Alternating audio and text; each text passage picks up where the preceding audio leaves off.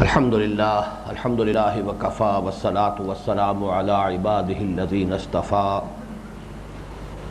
خصوصا علی افضلهم وخاتم النبیین محمد الامین وعلی آلہ وصحبہ اجمعین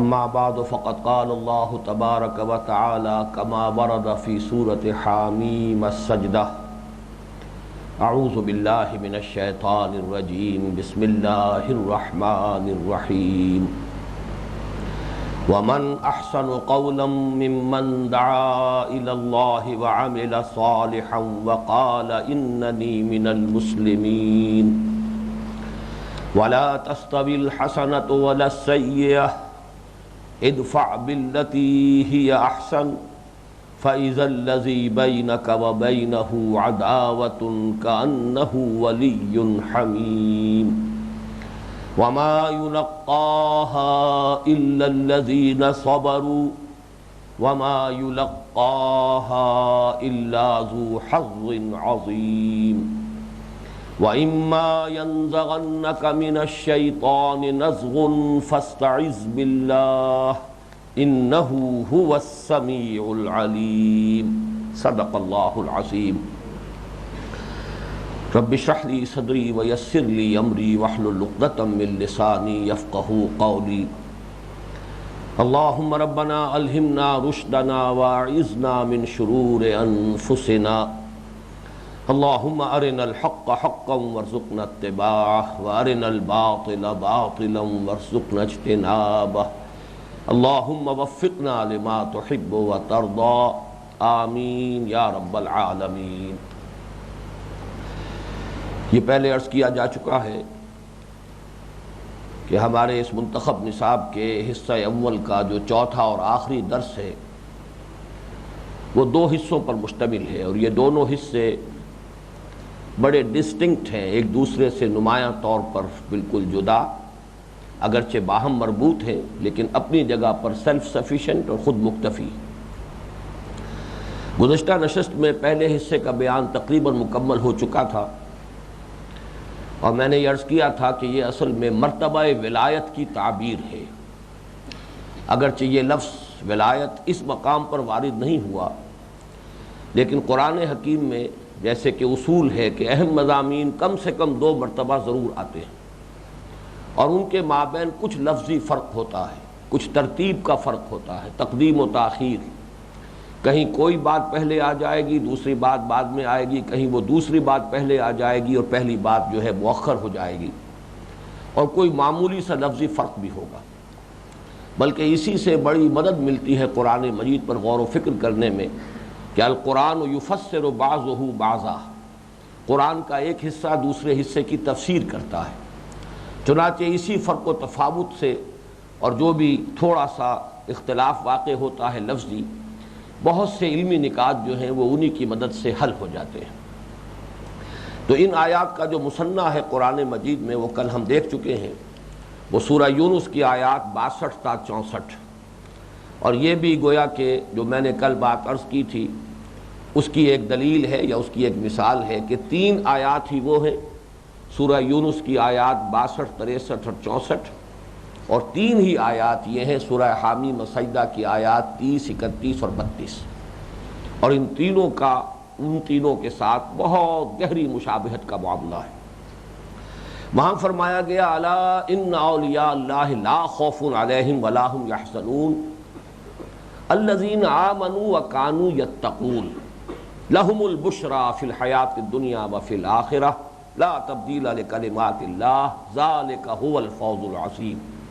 اب دیکھیے، نوٹ کیجئے، یہاں پہلے ڈیفائن کیا گیا ہے ان الذین قالوا ربنا اللہ ثم استقاموا، جبکہ یہ ڈیفینیشن سورہ یونس میں بعد میں آ رہی ہے، الذین آمنوا وکانوا یتقون، دونوں کا مفہوم ایک ہے۔ یقیناً وہ لوگ جنہوں نے کہا ہمارا رب اللہ ہے پھر اس پر جم گئے، اور وہاں فرمایا وہ لوگ جو ایمان لائے اور جنہوں نے تقویٰ کی روش اختیار کیے رکھی۔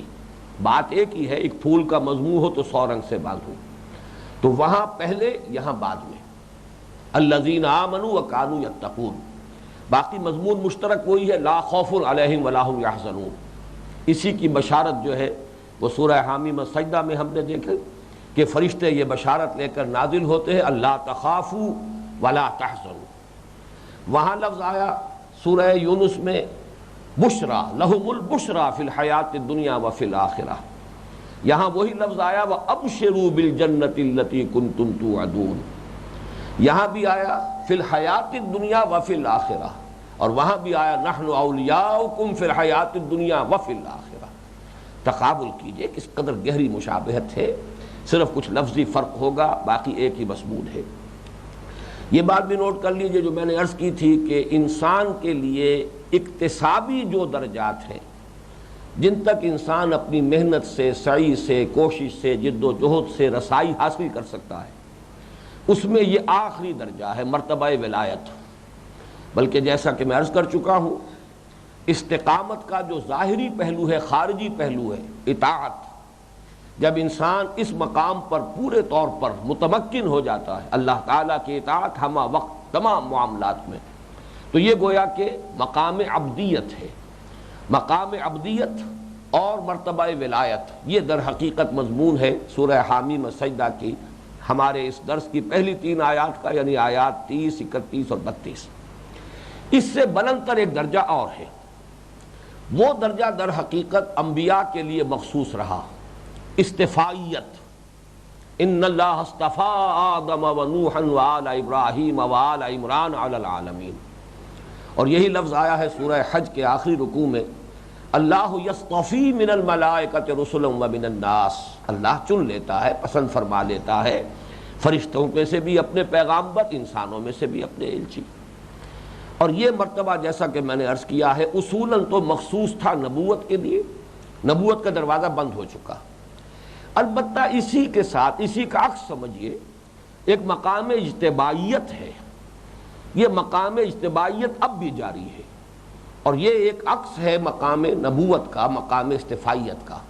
یہ ہے در حقیقت وہ مرتبہ جس پر امت محمد صلی اللہ علیہ وسلم اب بحیثیت مجموعی فائز ہے۔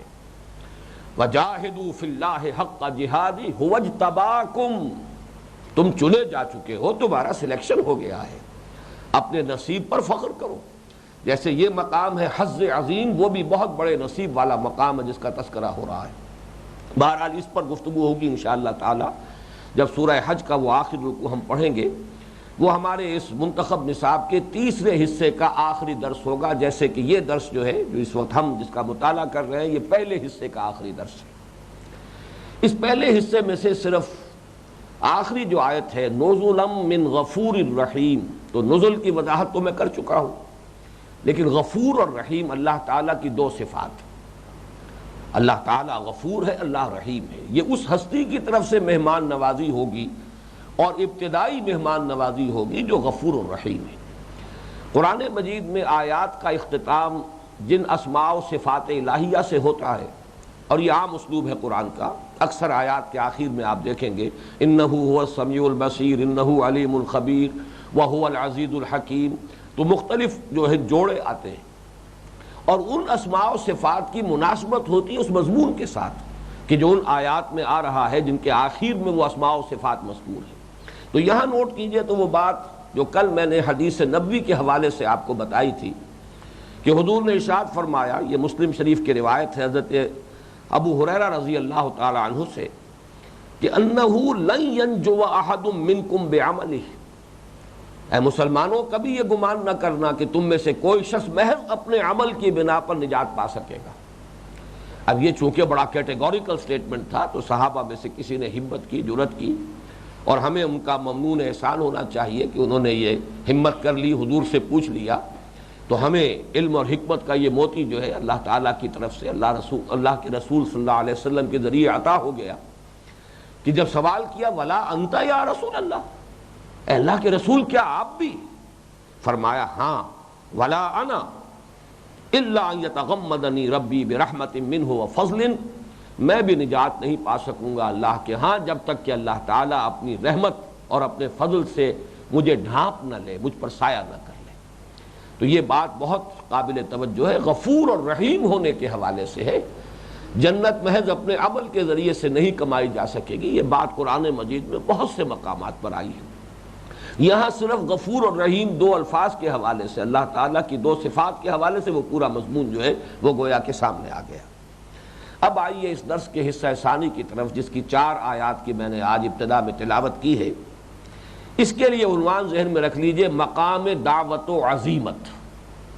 اگرچہ عزیمت کا لفظ ہم اپنے درس ثالث کے ضمن میں استعمال کر چکے ہیں، لیکن دعوت کے ساتھ اس عزیمت کے لفظ کو میں اس لیے شامل کر رہا ہوں کہ وہاں بھی آپ کو یاد ہوگا سورہ لقمان میں حضرت لقمان کی نصیحت جو تھی، اس میں الفاظ آئے تھے، یا بنی اقم الصلاۃ وامر بالمعروف وانہی عن المنکر واصبر علی ما اصابک ان ذلک من عزم الامور۔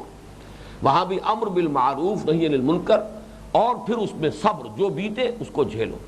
اس اعتبار سے دعوت کے ساتھ خصوصی جو ہے مناسبت ہے عزیمت کی، ان ذلک من عزم الامور۔ اور یہ بھی میں آپ کو نوٹ کرا دوں کہ ہمارے دور کے ایک بہت بڑے عالم دین مولانا سید ابو الحسن علی ندوی، جن کا زیادہ مشہور نام جو ہے مولانا علی میاں ہے، ان کی 5-6 جلدوں میں یہ کتاب ہے، تصنیف ہے، جس کا نام ہی ہے تاریخ دعوت و عزیمت۔ اور یہ واقعتاً لائق مطالعہ کتاب ہے کہ ہم دیکھیں کہ کون کون سی ہستیاں جو ہیں امت کی تاریخ میں اس مقام دعوت و عزیمت پر نمایاں طور پر فائز رہی ہیں۔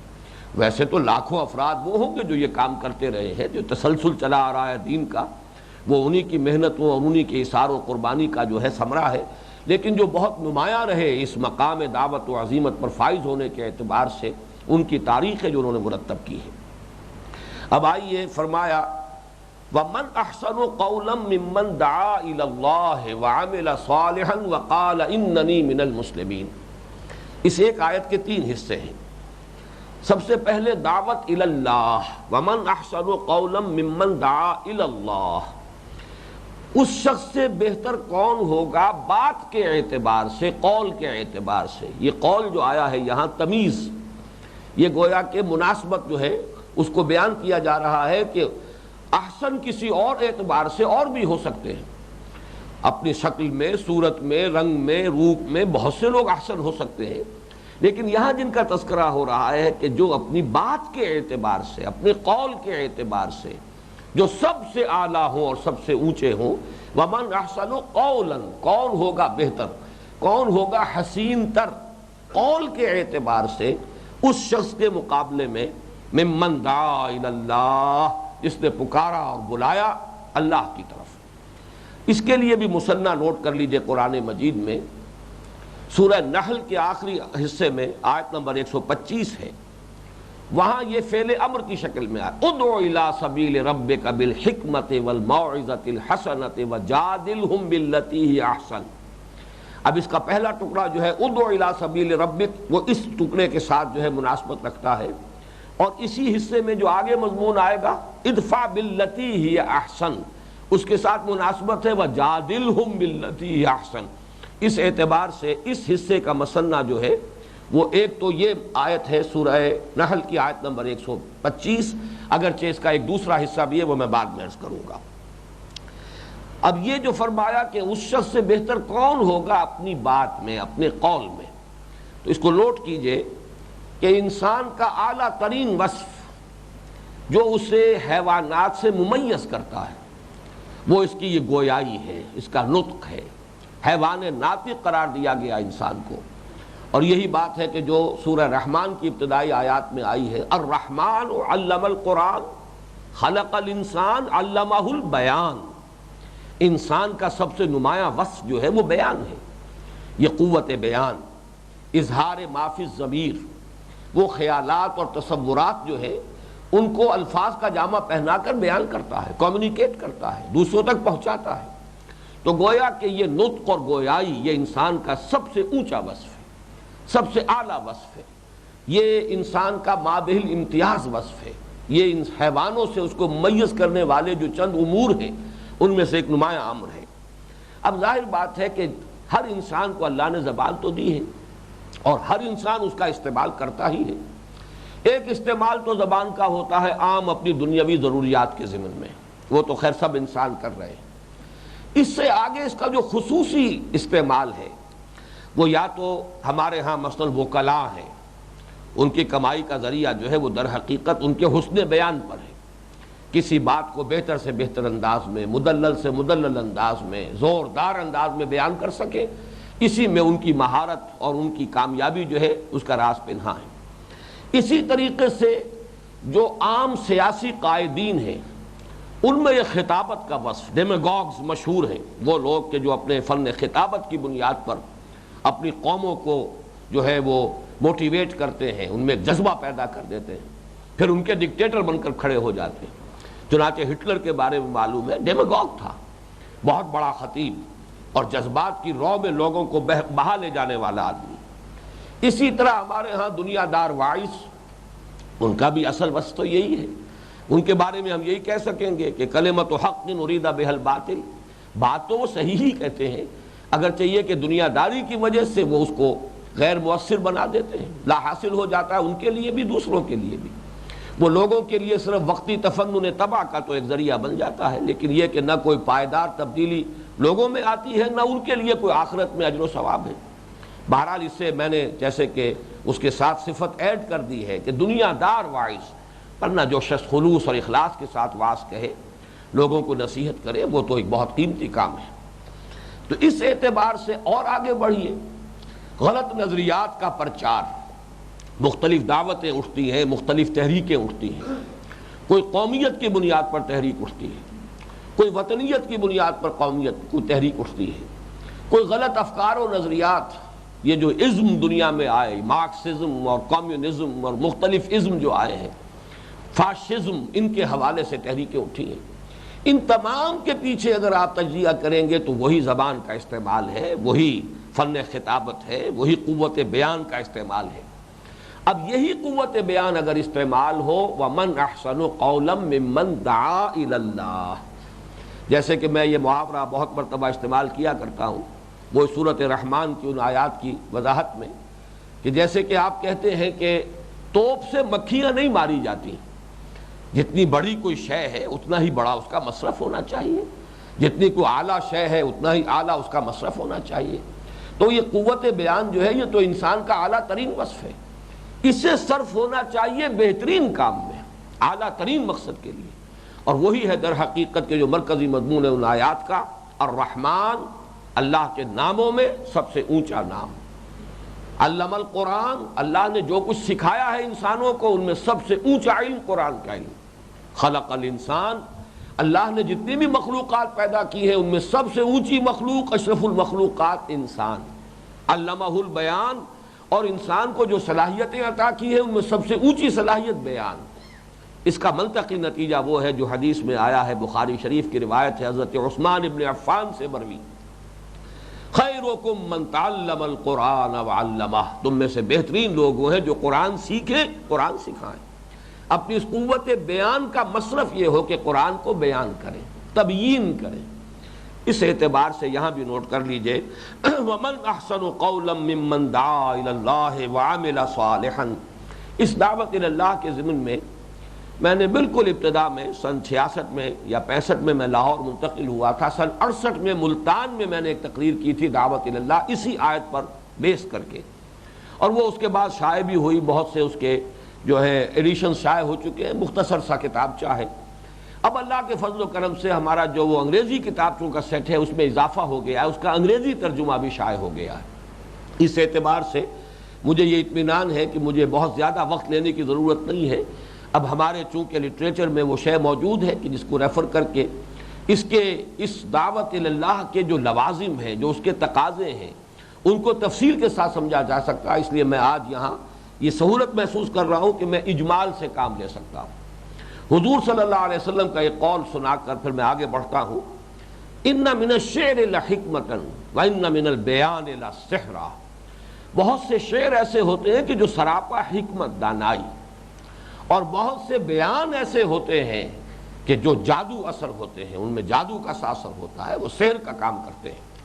تو اس صلاحیت کو اللہ تعالیٰ نے جس کو بھی عطا کیا ہو اسے چاہیے کہ وہ اسے دعوت اللہ میں اس صلاحیت کو صرف کرے۔ اب آئیے یہاں جو فرمایا وَمَنْ أَحْسَنُ قَوْلًا مِّمَّنْ دَعَا إِلَى اللَّهِ، اور وہاں فرمایا اُدْعُ إِلَىٰ سَبِيلِ رَبِّكَ، تو نوٹ کر لیجئے ان دونوں میں کوئی فرق نہیں ہے۔ بالکل اسی طریقے سے جہاد فی اللہ اور جہاد فی سبیل اللہ، ان میں کوئی فرق نہیں ہے۔ خام خواہ لوگوں نے جہاد فی اللہ کا مفہوم کچھ اور بنانے کی کوشش کی ہے۔ اللہ کی طرف بلانا، اللہ کے راستے کی طرف بلانا، کوئی فرق نہیں۔ اسی طریقے سے اللہ کے لیے جہاد کرنا، اللہ کے راستے میں جہاد کرنا، کوئی فرق نہیں۔ تو اسی اعتبار سے وہ مثنیٰ سامنے رہے، ادعو الی سبیل ربک۔ اسی طریقے سے سورہ یوسف میں کہلوایا گیا، قل ھذہ سبیلی ادعو الی اللہ علی بصیرۃ انا ومن اتبعنی۔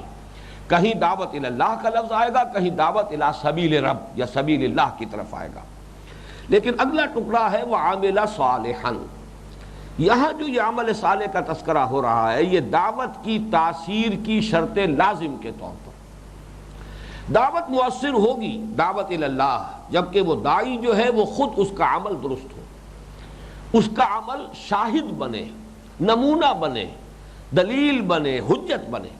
یہی ہے در حقیقت اس کی تاثیر کی اصل جو شرط ہے اور اس کی کنجی ہے، اس کی کلید ہے۔ اس اعتبار سے بھی میں نہیں سمجھتا کہ کچھ بہت زیادہ تفصیل میں جانے کی ضرورت ہے۔ قرآن مجید میں بھی مذمت آئی ہے ان لوگوں کی کہ جو لوگوں کو خیر کی دعوت دیتے ہوں، نیکی کی تلقین کرتے ہوں، بھلائی کی طرف بلاتے ہوں اور خود اپنے آپ کو بھول جاتے ہیں۔ چنانچہ سورہ بقرہ کے 5ویں رکوع میں جس کا تذکرہ جو ہے اسی درس کے ضمن میں پہلے بھی ہو چکا ہے، 7 آیات پر مشتمل وہ رکوع جو ہے وہ اہل کتاب سے خطاب کے ضمن میں بمنزلہ سورہ فاتحہ ہے، اسی درجے کی فضیلت کی حامل وہ 7 آیات ہیں۔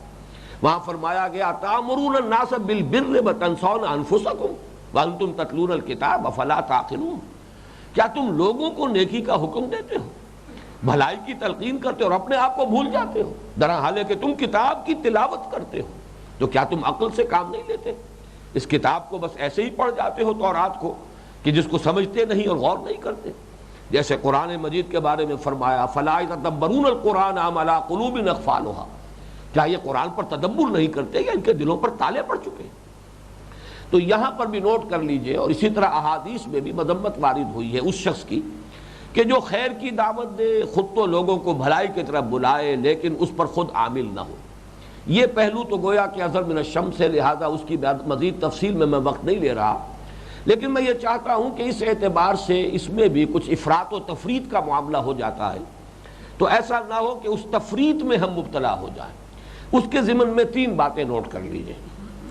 جہاں تک عمل صالح کا تعلق ہے، ظاہر بات ہے کہ اس کے درجات بہت بلند بھی ہیں، اور کسی انسان کے لیے کبھی بھی یہ ممکن نہیں ہو سکتا کہ وہ یہ کہہ سکے کہ میں نے عمل صالح کی تکمیل کر لی، بلکہ اگر کوئی شخص یہ کہے گا تو گویا کہ وہ مغرور ہے، زوم میں مبتلا ہے، وہ خام خواہ کے عجب میں اور تکبر میں مبتلا ہو گیا ہے۔ یہاں سے تو ترقی معکوس شروع ہو جائے گی۔ تو یہ سلسلہ تو جاری رہنا ہے، اس کے اندر انسان جو ہے بلند سے بلند تر ہے، جستجو کی خوب سے ہے خوب تر کہاں۔ لہذا ایسا نہیں ہونا چاہیے کہ انسان اس وجہ سے دعوت کے عمل کو روکے رکھے جب تک میں اپنے عمل کی تکمیل نہ کر لوں، اس لیے کہ تکمیل تو کبھی ہوگی ہی نہیں۔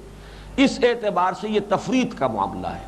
ایک تو وہ درجہ ہے کہ سرے سے انسان اپنے آپ کو بھولے ہوئے ہو، صرف وعظ کہہ رہا ہو لوگوں کے دکھاوے کے لیے یا کچھ دنیا کی چیزیں حاصل کرنے کے لیے۔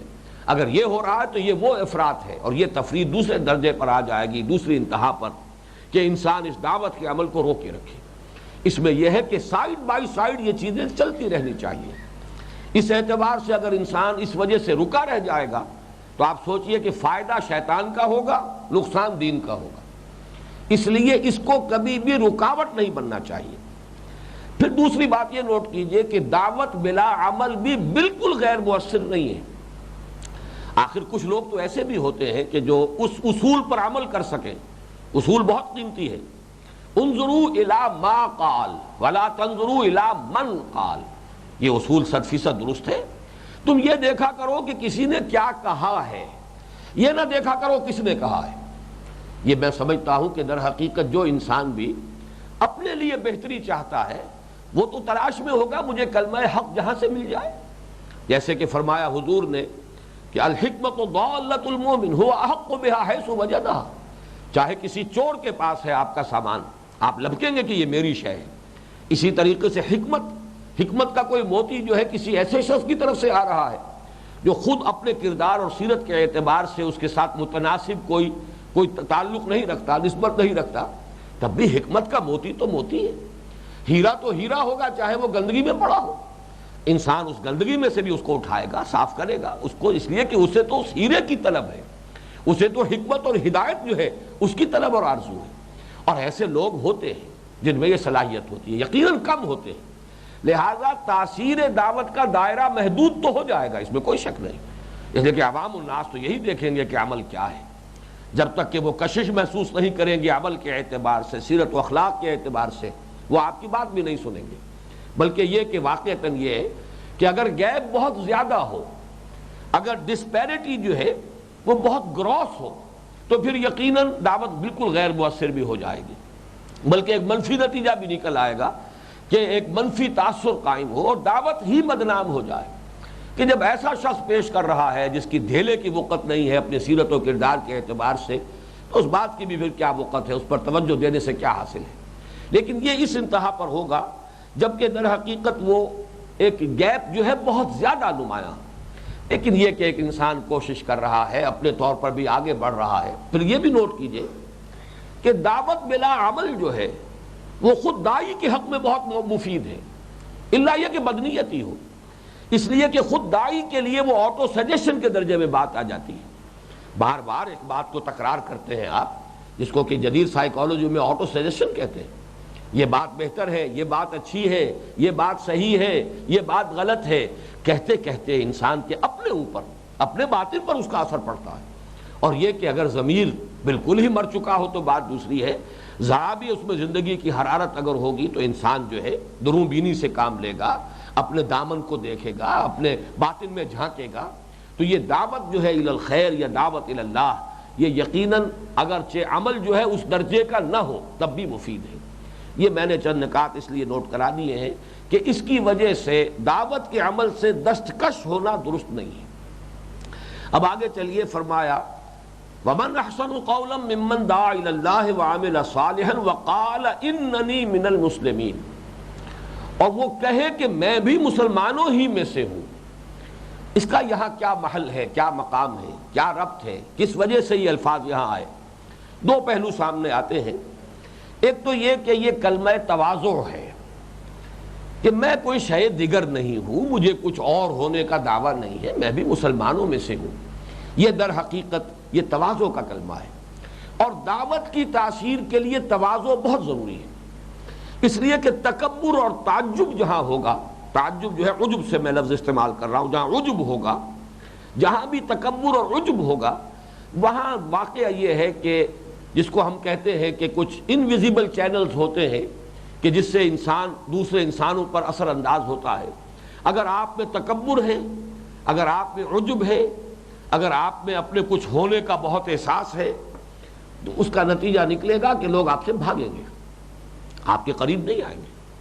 تواضع ہے وہ آپ کی طرف آئیں گے، یہ اس کا ایک منطقی اور فطری نتیجہ ہے۔ اس اعتبار سے تواضع جو ہے، اس کو اگر آپ چاہیں تو اب نوٹ کیجئے، ہمارا تیسرا سبق جو تھا اس کے بھی آخر میں جو آیت آئی تھی وَلَا تُصَعِّرْ خَدَّكَ لِلنَّاسِ وَلَا تَمْشِ فِي الْأَرْضِ مَرَحًا إِنَّ اللَّهَ لَا يُحِبُّ كُلَّ مُخْتَالٍ فَخُورٍ، وہ جو دعوت کا وہاں عمل آیا تھا وَأْمُرْ بِالْمَعْرُوفِ وَانْهَ عَنِ الْمُنكَرِ وَاصْبِرْ عَلَىٰ مَا أَصَابَكَ إِنَّ ذَٰلِكَ مِنْ عَزْمِ الْأُمُورِ، یہ بڑے ہمت کے کاموں میں سے ہے۔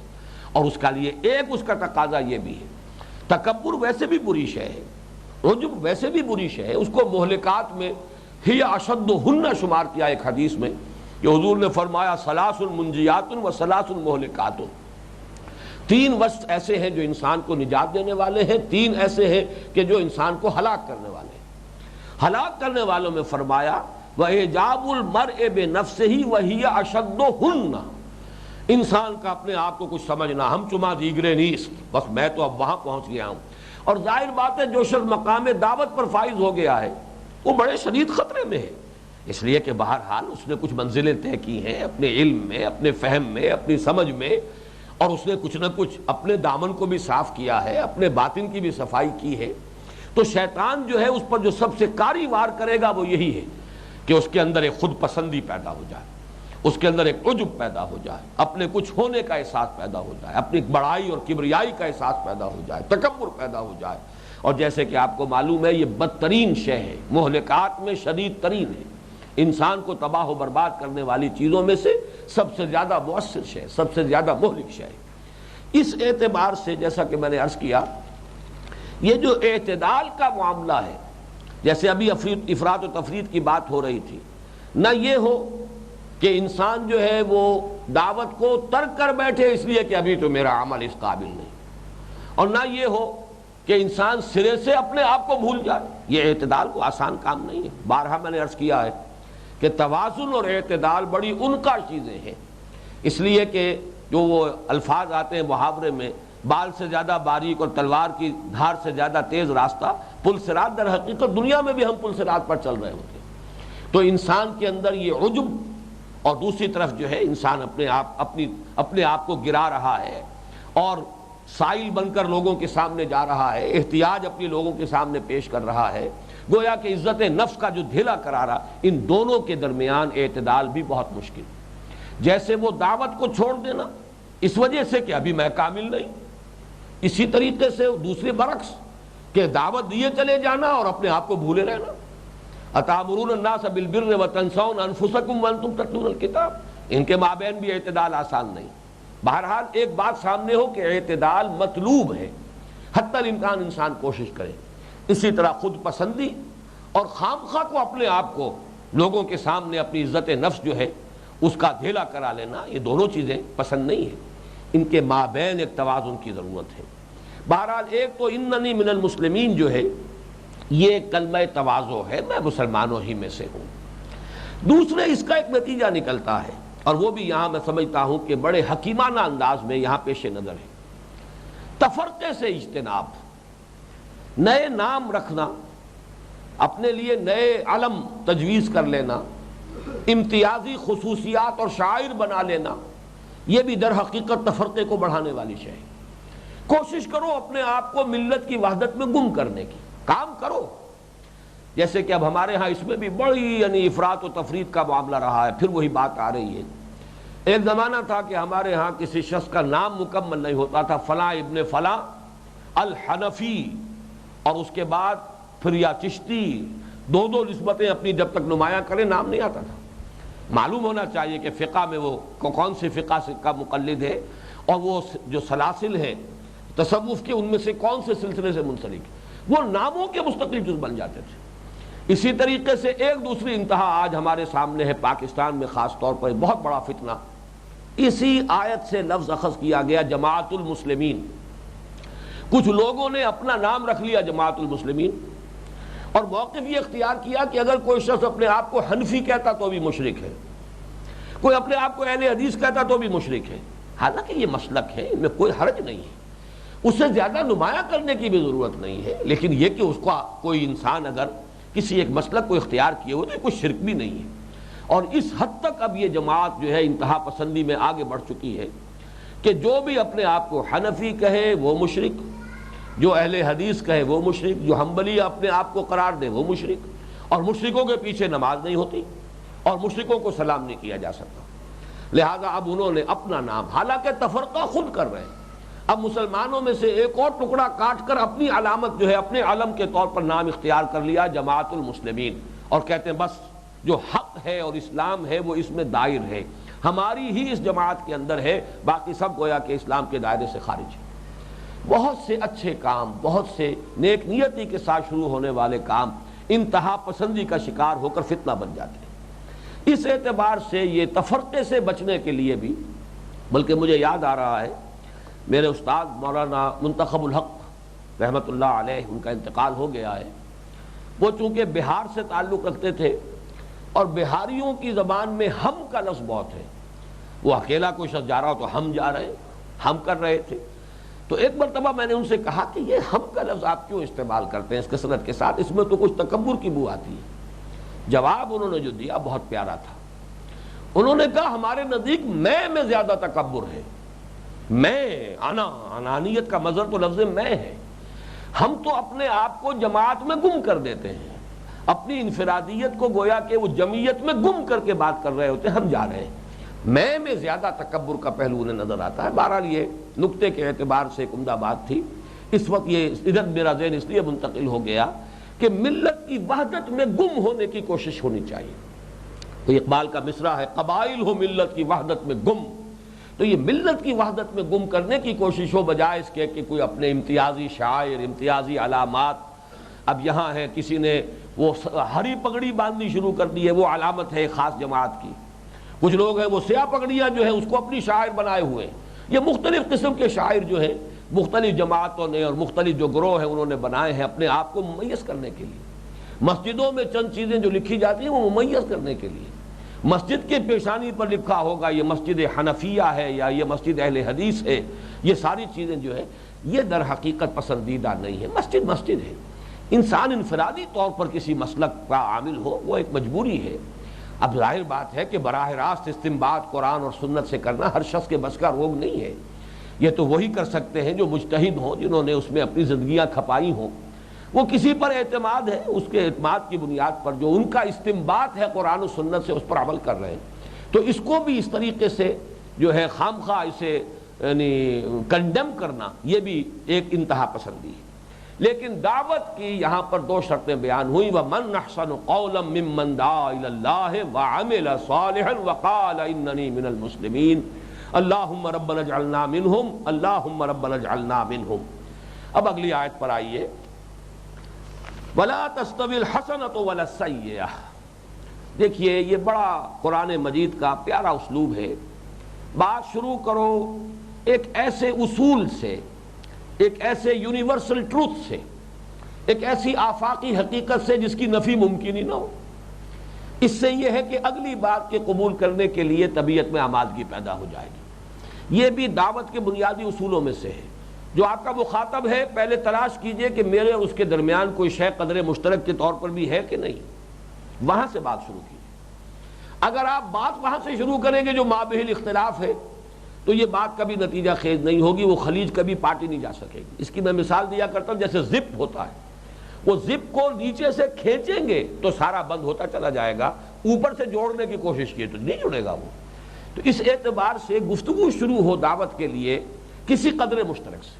اللہ ربنا و ربکم لنا اعمالنا و لکم اعمالکم. اللہ ہمارا بھی رب ہے، تمہارا بھی رب ہے. ہمارے لیے ہمارے اعمال ہیں، تمہارے لیے تمہارے اعمال ہیں. یہ جو چیزیں مشترک ہیں اس سے. تو یہاں پر وہ مشترک ہونے کے علاوہ یہ تو یونیورسل ٹروتھ، ایک ایسی آفاقی حقیقت. وَلَا تَسْتَوِي الْحَسَنَةُ وَلَا السَّيِّئَةُ. اور اسی کے حوالے سے نوٹ کر لیجئے، یہ ربط میں نوٹ کراتا جا رہا ہوں تیسرے درس سے. معروف منکر لفظ وہاں آیا تھا. وَأْمُرْ بِالْمَعْرُوفِ وَانْهَ عَنِ الْمُنکَرِ. وہی در حقیقت حسنہ اور سیئہ. جو شے معروف ہے وہ حسنہ ہے، جو منکر ہے وہ سیئہ ہے. تو ظاہر بات ہے کہ فطرت انسانی پہچانتی ہے، منکر سے ابا کرتی ہے، معروف کی طرف اسے کشش محسوس ہوتی ہے، اس کی طرف میلان ہے. چاہے کسی سبب سے جا نہ سکے، بڑھ نہ سکے، کوئی مجبوری ہو، کوئی مصلحت ہو، کوئی خوف ہو، کوئی اندیشہ ہو، لیکن طبیعت کی کشش ہے. انسان کی فطرت جو ہے وہ خیر کی طرف بڑھنا چاہتی ہے. یہاں فرمایا دیکھو نیکی اور بدی، خیر اور شر، بھلائی اور برائی برابر نہیں ہے. نتیجہ اس کا کیا نکالنا؟ ادفع باللتی ہی احسن. دفاع کرو، دفاع کرنا دور کرنا. ادفع دور کرو یعنی مخالفت کو دور کرو. تمہاری جو مزاحمت ہو رہی ہے دعوت کے راستے میں اس سے نبردازمہ ہونے کے لیے، اس سے نبٹنے کے لیے طریقہ وہ اختیار کرو. ادفع باللتی ہی احسن، جو سب سے عمدہ اعلیٰ ترین. دعوت تمہاری سب سے بلند ہے، دعوت اللہ من احسن قولا. تو جیسے وہ افعل التفضیل کا صیغہ ہے، سپرلیٹو، من احسن قولا ممن دعا الی اللہ. اسی طریقے سے مخالفت جب ہو، اور مخالفت تو ہوگی، لیکن یہ کہ اس مخالفت کے جواب میں تمہارا طرز عمل کیا ہونا چاہیے؟ ادفع باللتی ہی احسن. دفاع کرو اس طور سے جو نہایت عمدہ بلکہ سب سے عمدہ.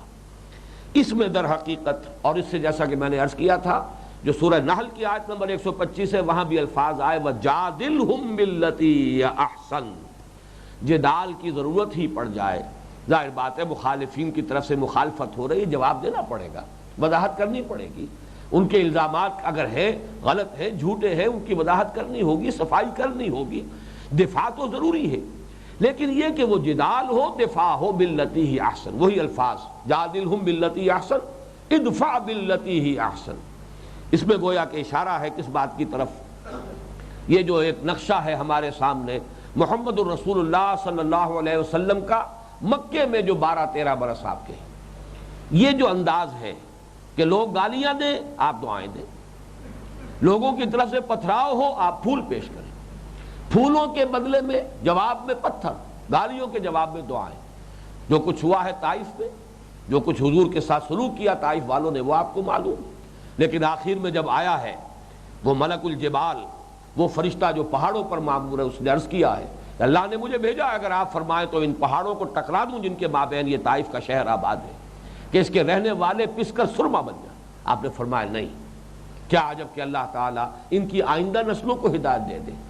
اور جب بھی کبھی ایسا معاملہ ہوتا تھا رب اہد قومی انہم لا یعلمون، پروردگار میری قوم کو ہدایت دے دے۔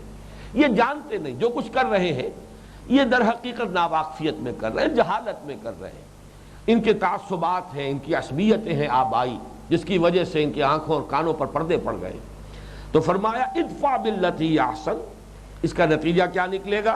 فَإِذَا الَّذِي بَيْنَكَ وَبَيْنَهُ عَدَاوَةٌ كَأَنَّهُ وَلِيٌّ حَمِيمٌ، تو وہی شخص کہ جس کے اور آپ کے مابین، جس کے اور تمہارے مابین دشمنی ہے، ایسے ہو جائے گا جیسے نہایت گرم جوش دوست، نہایت جگری دوست جسے ہم محاورے میں کہیں گے۔ یہاں بھی اگر نوٹ کریں گے تو معلوم ہوتا ہے کہ فطرت انسانی پر یہ ووٹ آف کانفیڈنس ہے جو ظاہر کیا جا رہا ہے۔ انسان کتنا ہی برا ہو، اگر فطرت بالکل مست نہ ہو چکی ہو، اگر بالکل مر نہیں چکا ہے اندر کا انسان، ضمیر میں کوئی رمق بھی ہے، تو آخر کوئی وقت آئے گا کہ سوچے گا، وہ اپنے طرز عمل کو دیکھے گا اور داعی کے طرز عمل کو دیکھا، میں کیا کر رہا ہوں، یہ کیا کرتا رہا ہے، میں نے الزامات لگائے ہیں اور اس نے جو ہے مجھے دعائیں دی ہیں، یا میرے لیے خیر چاہا ہے، میں نے اس کے لیے برا چاہا ہے، وہ میری خیر خواہی میں لگا رہا ہے۔ اور یہ انسان کی فطرت ہے، آخر اس سے وہ متاثر ہوتی ہے، اثر پذیر ہوتی ہے، اس کا نتیجہ نکلتا ہے فَإِذَا الَّذِي بَيْنَكَ وَبَيْنَهُ عَدَاوَةٌ كَأَنَّهُ وَلِيٌّ حَمِيمٌ۔ یہاں یہ نوٹ کر لیجئے، یہ مقام دعوت کی بات ہے، میں بعد میں ذرا تفصیل سے عرض کروں گا۔ اس سے اوپر بھی ایک مقام ہے، وہ مقام اقامت دین کا مقام ہے، اس کے تقاضے کچھ مختلف ہیں۔ جیسے مقام ولایت سے اوپر مقام ہے استفائیت اور اجتبائیت کا، ایسے ہی مقام دعوت سے بلند تر ایک مقام ہے مرحلہ اقامت دین، دین کو قائم کرنے کی جد و جہد میں۔ وہاں کچھ اور تقاضے بھی ہیں جو بعد میں واضح کروں گا۔ البتہ دعوت کے مرحلے پر اس میں کوئی شک نہیں کہ اقبال نے جو کہا با نشہ درویشی در ساز و دمادم زن، دعوت کے مرحلے میں آپ درویش نہیں بنیں گے، بلکہ مجھے کوئی اس میں بات نہیں، میں کہوں اگر بدھ مت کے بھکشو نہیں بنیں گے، اس لیے کہ درویش کا کام یہ ہے قہر درویش بر جانے درویش، وہ اپنے اوپر جھیلتا ہے، کوئی جوابی کارروائی نہیں کر سکتا۔ یہاں ایک انسان قادر ہونے کے باوجود جوابی کارروائی نہ کرے، اپنے آپ کو تھامے اور روکے، یہ درویشی ضروری ہے۔ اس لیے کہ دعوت کے مؤثر ہونے میں اور دعوت کے مرحلے پر یہ گویا کہ ایک شرط لازم کی حیثیت رکھتی ہے۔ فَإِذَا الَّذِي بَيْنَكَ وَبَيْنَهُ عَدَاوَةٌ كَأَنَّهُ وَلِيٌّ حَمِيمٌ۔ اب جو بقیہ دو آیات ہیں انشاءاللہ تعالی وہ اگلی نشست میں ہم بیان کریں گے۔ بارک اللہ لی ولکم فی القرآن العظیم ونفعنی وإیاکم بالآیات والذکر الحکیم۔